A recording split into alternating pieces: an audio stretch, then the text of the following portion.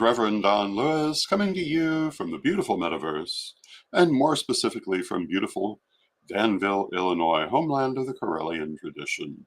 And this is Midday with Reverend Don, and as you know, if you follow Midday with Reverend Don, you can type your questions or comments into whatever platform you happen to be watching on, and they will show up here in our chat room and we can talk directly. And I hope that you're having a lovely year 24 so far. Of course, we're not very far into it, but so far it's been a good year, and I have high hopes for the rest of it.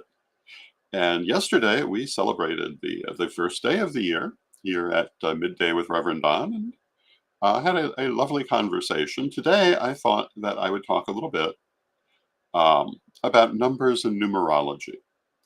And this morning at Through Pagan World, Reverend Mary Hawk published a piece on the numerology of the coming year, which is very, very fascinating, and what gave me the idea to talk about numerology in general. And hello to Christine in the chat room. It's good to see you, Christine.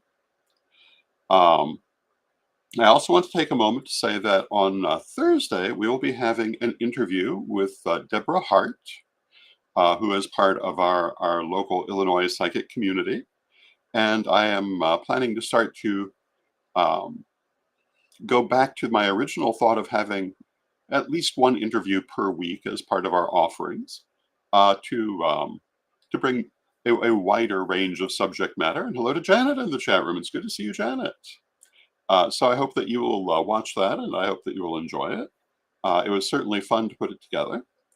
And today, again, I thought we would talk about numerology. And numerology is divination through number.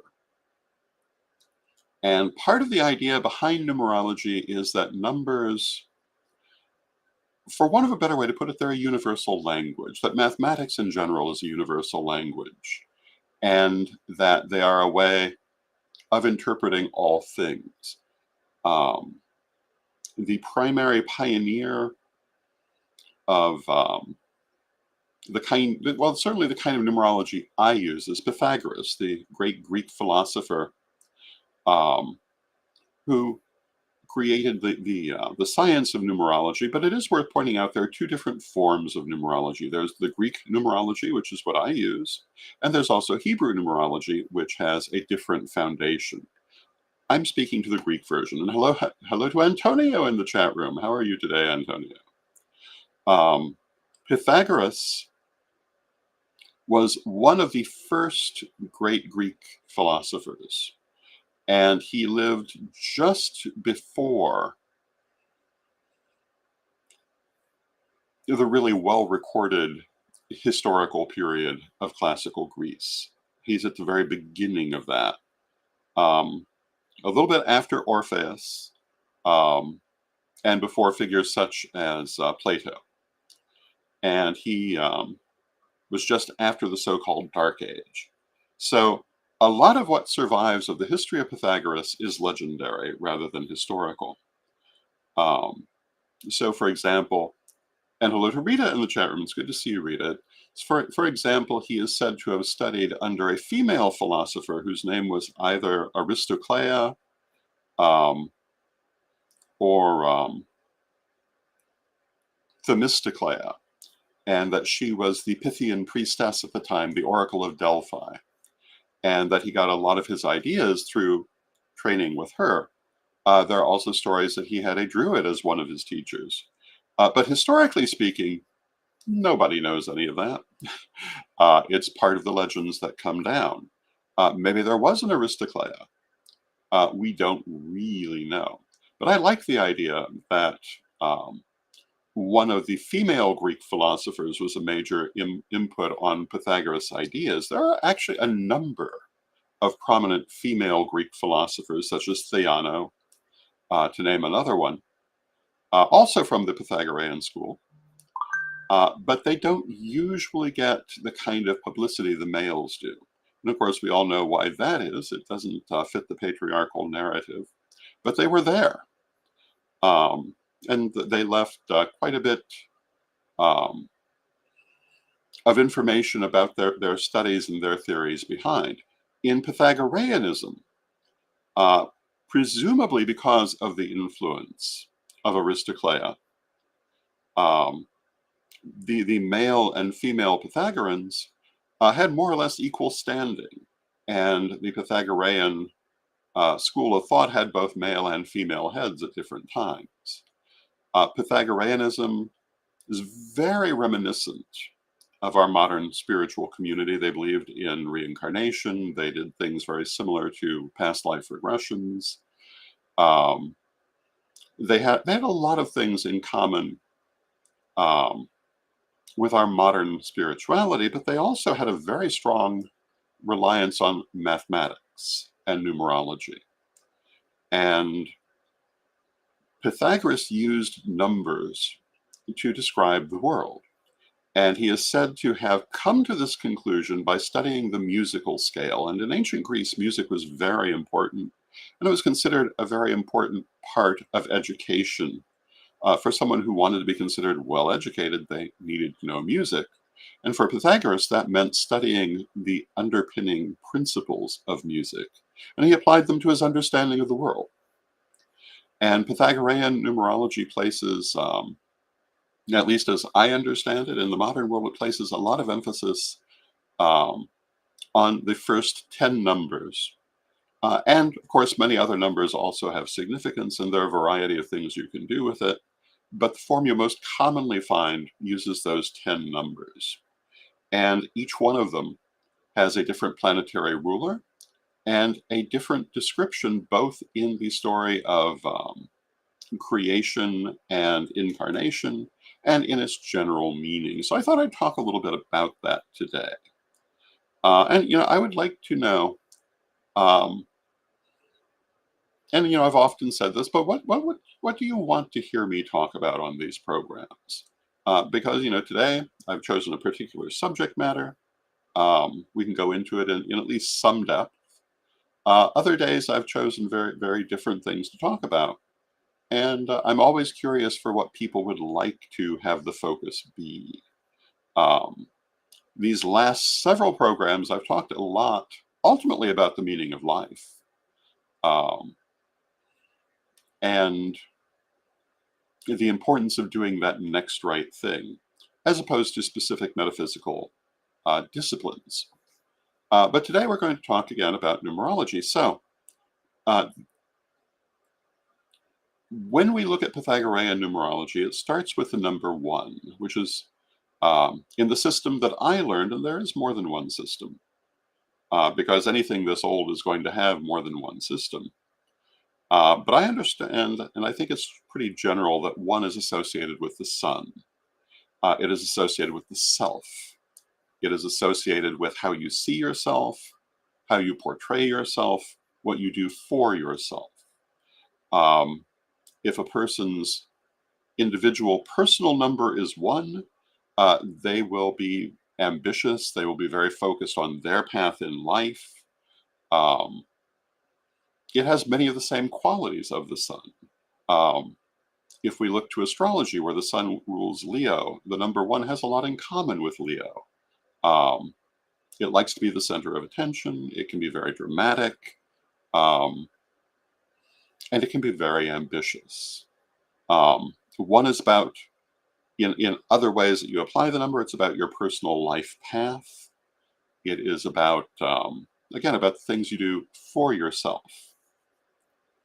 And Rita suggests talking about crones, sages, rites of passage, herbs, drawing down the moon, and numerology, of course. Those are good suggestions. We will talk about some of those. Absolutely. Um,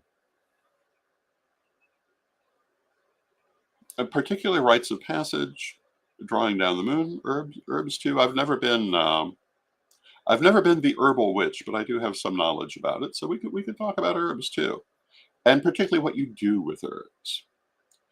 Um, but in terms of the story of creation, one is also um, basically that beginning point of creation, the first step. It corresponds to the Magus in the tarot deck. And if we look at the number zero, which we don't really find in traditional Pythagoreanism, um, but is sometimes present in modern Pythagoreanism. It corresponds to the Fool, to the chaos moment, when all things are possible. But the number one is the first step forward, the beginning, the the inspiration, and the moving forward. The number two is the number of reaction. It is ruled by the moon. It is very much a number of partnership, of working together, of nurturing, of reaction, of emotional reaction. Um, and two is, to some extent, what you do with others. It's how you react to others. Um, if a person's number is two, they're likely to prefer to work with other people, and they're likely to be a bit of a peacemaker. Um, two is, again, ruled by the moon, and in the tarot, it corresponds to the high priestess, which is also spiritual guidance, which is part of working with another, working with spirit. And Christine says, it sure seems that a day doesn't go by that I don't look at the clock at 1.11 or 11.11. And we did a show on that quite recently, and we talked about that at some length. And this is one of the ways that we apply numerology. How do we interpret that? And again, um, the number one is very much about the self. The number 11 is very connected to psychic and spiritual development. So if you're seeing 1.11 or 11.11, this has a lot to do with psychic development and spiritual unfolding. And when you see numbers like that, it's a message from spirit to remind you that yes, you're in the right place, or to point you to the right place. The number three. The number three is, and Rita Harris points out um, that the last day of the old year was numerologically 123 123, and let's come back to that, because it was a very spiritual sequence of numbers. Three is a social number. It's a number of interacting with other people. It's ruled by Jupiter. Three is, in the Tarot of Hecate, which has additional cards versus a traditional tarot deck. It's the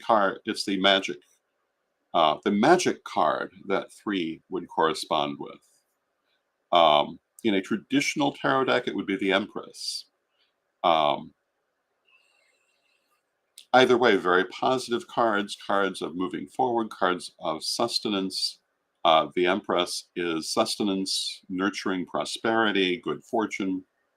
Very positive card. Three is considered often the luckiest of numbers. And if we look at that sequence, 1, 2, 3,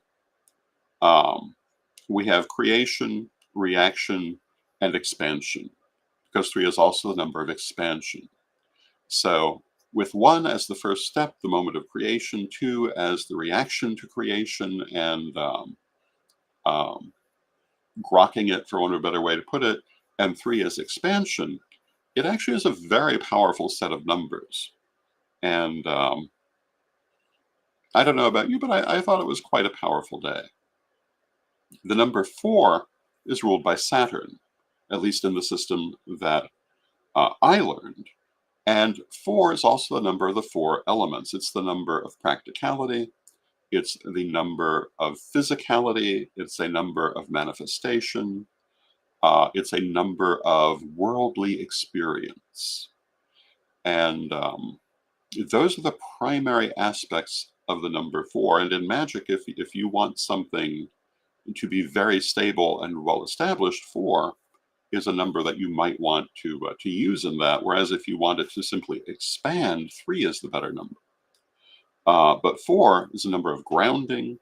It's a number, again, of practicality and materiality, and traditionally ruled by Saturn, at least in the form of numerology I practice. Now, again, numerology is very ancient, and the association of planets and numbers is not universal, but this is the version that I learned as a small child. Well, maybe not a small child, but as a child, and have applied ever since. Um, Now, because of that association with Saturn, some people see the number 4 in a negative light, but they also see the planet Saturn in a negative light. I do not. I see Saturn as the great teacher, and I see the number 4 in the same way.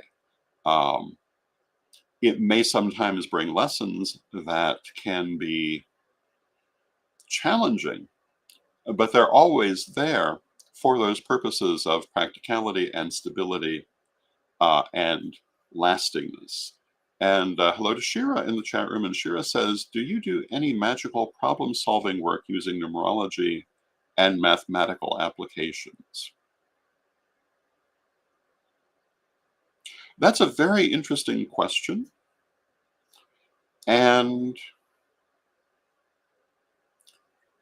I think I would have to say yes to that because I do a lot of geometric magic, which is heavily dependent on numerology and involve numerology in other things in my magical practice.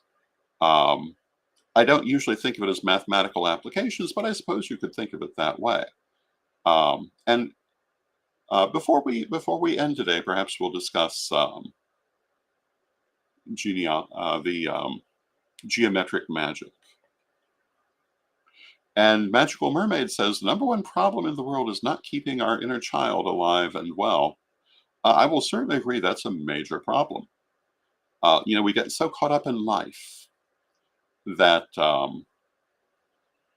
our sense of wonder sometimes is overwhelmed by it. Our sense of joy, and we do need to keep that alive. It's very important for me. That was one of the major lessons of last year to to do the work, certainly not, but not to be overwhelmed by the work. And for many years, I was all about the work, and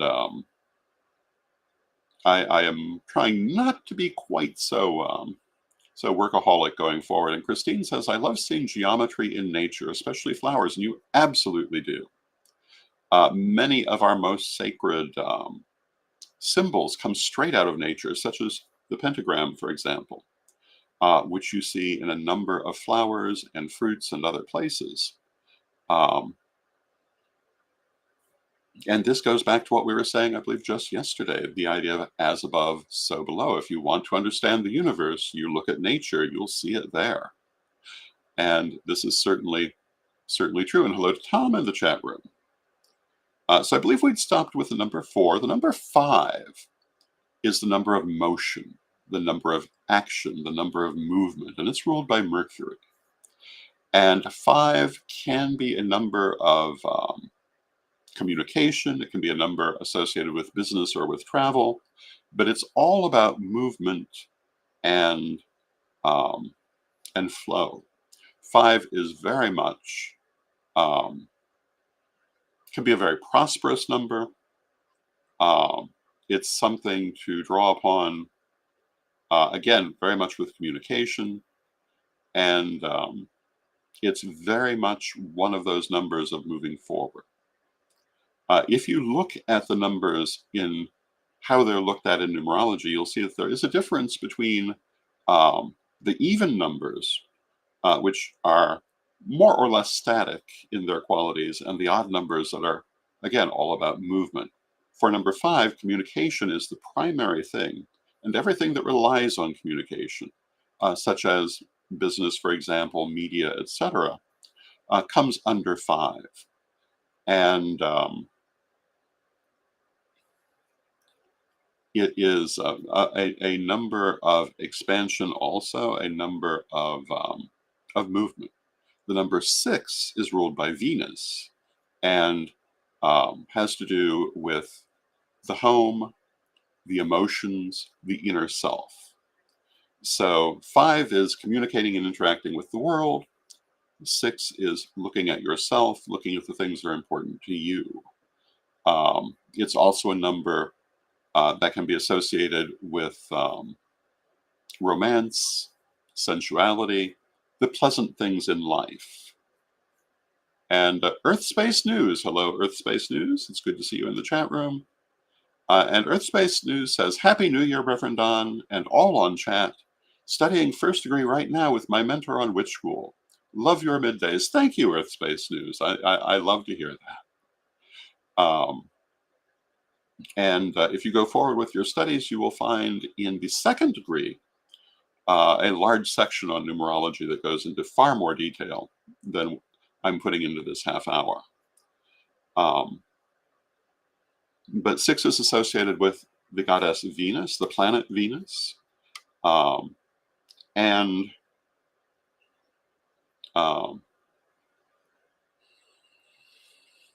with the emotions, with the inner self, as opposed to the expression of the outer self. The number 7. Now, here we come to these last few numbers. We're looking at the outer planets. Now, if you're familiar with astrology and planets in metaphysics in general, you know that historically we dealt with the Ptolemaic planets, those planets that we can see with the naked eye. And these included the sun and moon, which of course in modern terms are not planets, but historically were thought of that way. Mercury, Venus, Mars, Jupiter, and Saturn. And that's what we had for planets historically. In the modern age, we've discovered new ones. And it's interesting to see how different paths in metaphysics have adapted to that. If you look at astrology, traditionally, the sun and moon each had one sign, Leo and Cancer. All the other Ptolemaic planets had 2. As new planets have been discovered, different signs have been attributed to them. And the way that it's handled has changed. This is true in certain forms of numerology as well.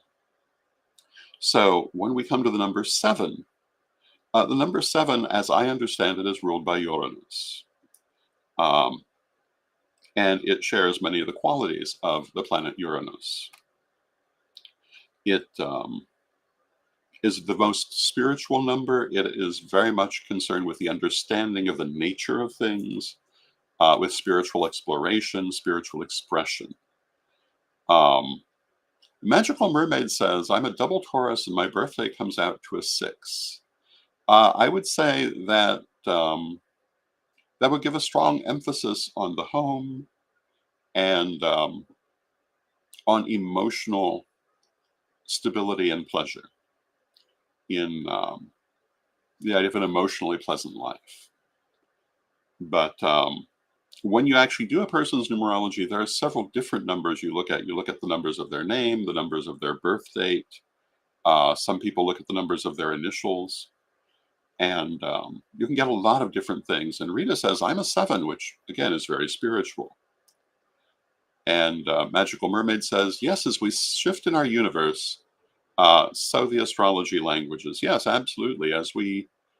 It's very important, and I've talked about this a lot in my career, that as we go forward, we do adapt new knowledge. We don't just parrot on everything that was previously there, though we try to remember it. We must adapt and grow and change. As we learn more about the universe, of course, our way of understanding things is going to grow with it. We have to expect that. So again, the number 7 ruled by Uranus.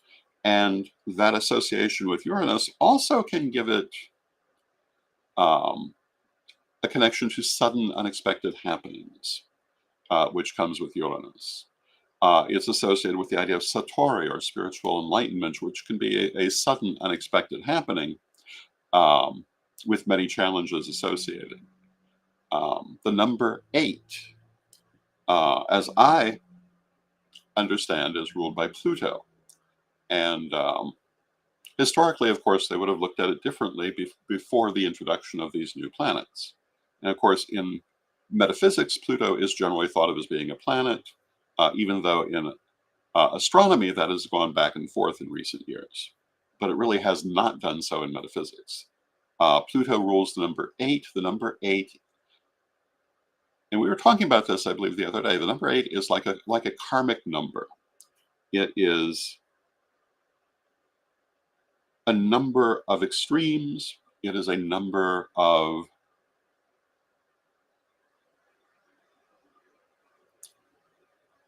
it's a number of great success, great failure, not really anything in between. It is a number of um,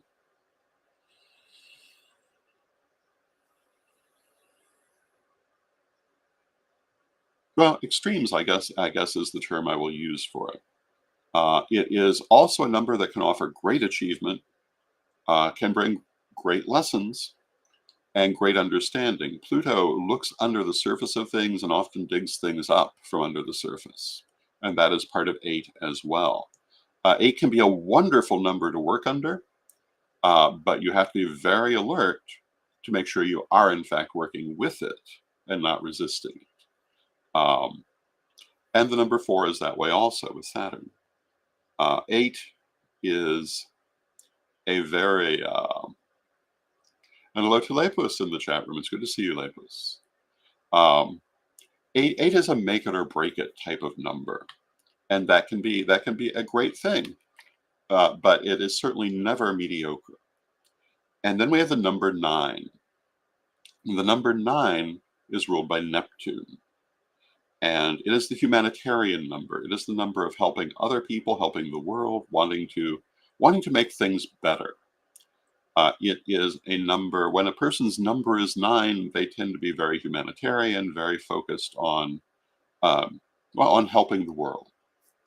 The number 9 is also represents the furthest extent of creation, before having to double back on itself. And we talked the other day about how when anything reaches its point of perfection, it must change. And 9 is that moment where that change must come after. And Shira says, I'm a 9 and I'm in nonprofit, and that makes perfect sense. And of course, 9 is followed by 10, which is not used in quite the same way in numerology, because the 1 and the 0 are added together and take you back to 1 where you began. But 10 is recreation for that reason. It takes you back to the beginning. It starts the cycle over again. And that's how you interpret those those basic numbers in a very simple look at numerology. Now, there's much more in numerology. We could talk about master numbers. We could also talk about some of the other uses of numerology, such as isopsiphos or gematria, which are more complex uses of numerology. But this is the kind of numerology you most commonly encounter today. And Magical Mermaid says numbers are the ultimate universal language next to shapes and color. And that's kind of where we started. It is the universal language. And that was one of the primary thoughts of Pythagoreanism. And if you go into geometric magic, and I said we talk for a moment about that, but we are near the end of our hour. But geometric magic uses these numbers and the shapes associated with them for how to focus energy. And that would fill an entire program on its own. But, for example, we were talking about how a triangle is very good for change and transformation. A pyramidion has that same element of transformation, but slower and with greater stability. A square is all about stability and grounding. A circle is about expansion. These are ways that you can shape energy for particular outcomes. And that is a very simple explanation of geometric magic. And with that, I see we've come to the end of our half hour. I hope you've enjoyed this conversation on numerology. And we will talk about many more interesting things as the year goes forward. Thank you, everyone. I love spending this time with you. I love talking to you in the chat room. And let us close, as we always do, with our prayer. And Divine Mother Goddess, Divine Father God, beloved ancestors, we thank you for all that you do for us in our lives, and we pray that we shall go forward together hand in hand for many years to come. And we ask you to help us to understand the significance of everything in the world around us, whether it's numbers or shapes or omens or circumstances, all things are ways that Spirit speaks to us. And help us to be mindful of this and to receive the messages that are meant for us. Beloved Mother Goddess, beloved Father God, beloved ancestors, we thank you. With great love and thanks, and knowing you are always with us, from respect, we thank you for your presence, and may you be blessed now and always. And I thank you for your presence. May you be blessed now and always, and I'll see you tomorrow.